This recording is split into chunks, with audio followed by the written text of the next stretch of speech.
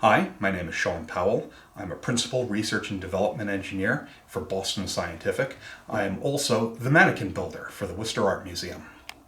The mannequin essentially serves as a skeleton that's going to be packed out with foam and wrapped in fabric, and if there's a need to add more girth or more chest or bulk out certain portions of the body, it's faster and easier to do that in foam than it would be to do it in wood. If we take a look at the head, because it's nice and simple. Okay, you can see from the profile of the face, this was a 50th percentile male head that I extrapolated a curve around, and then because we didn't want the face to distract from the armor, we've removed that portion back to the neck, and because we want to be able to slide the helmets on without interfering with the ears, the sides and the back of the helmet, or back of the head, have been trimmed out. All the pieces now are labeled. All of the H's belong to the head, all of the B's belong to the body. B3, B2, components up in here will be labeled on the other side. There's a B5 and a B6 layered in there. And this joint structure here is essentially an eye bolt. There's a second joint set up almost exactly the same as the first. Once again, it's an eye bolt 1/2 inch that gives this internal and external rotation, and it gives the flexion extension of the elbow. And then when we get down to the wrist, it duplicates it again, but this time at a smaller scale. The legs don't have any positioning because that would make the mannequin less stable. Okay, we have elected to do is we have a series of holes. So we have a series of holes here on the lower leg and the upper leg, whereas there's only a pair of holes and a pair of holes on the knee plates.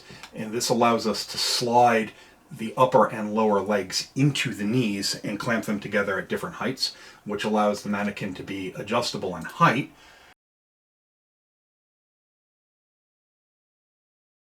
This is an example of what gets sent to the cutter. It's components for the shoulder joint. This is components for the clavicle support, where it builds up to support the armor. This is one of the side torsos. And there's slots or through holes that are designed to mate with tab features so that all of the components fit together.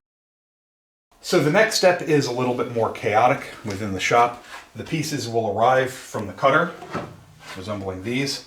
Ideally speaking, they go together like a children's toy of a wooden dinosaur skeleton. There are some modifications, as you'll notice. The thigh plates, there's a 7-degree forward angle here.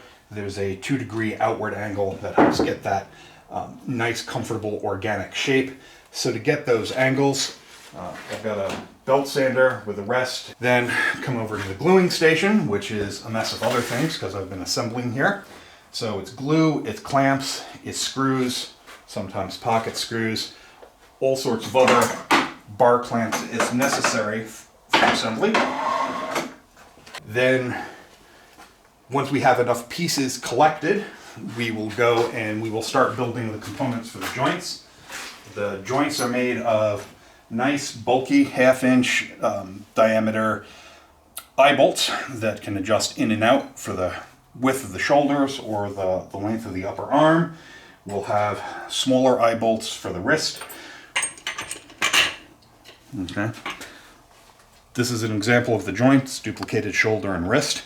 It allows rotation, and because this nut is oversized to the 1/2 inch bolt that goes through it, the bolt just pivots within there without changing the length of the limb. And most of the knee joints are a little more than finger tight, but you can see that his weight is balanced because of that organic stance and because the shape and proportion are correct. He's not attached to the floor. I can pick him up and move him, but he'll stand, and he could stand carrying the weight of the suit of armor just like a human would.